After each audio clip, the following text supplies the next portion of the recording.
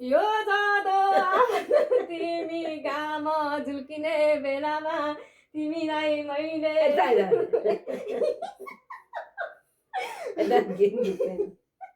पूजा गरेको है चित्त बुझाउनु है तिम्रो यो सोला हान्ने साई हाई आउने हाछुङ गर्ने के गर्ने सबै निको भएर जानु यो घाम झुल्किने बेलामा तिमीले कि यसरी मेरो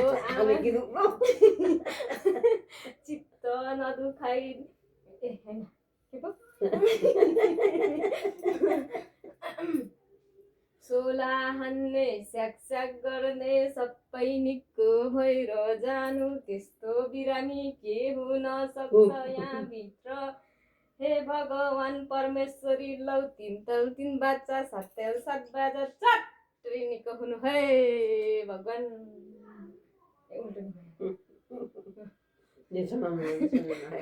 अलिकति अछिजा खानु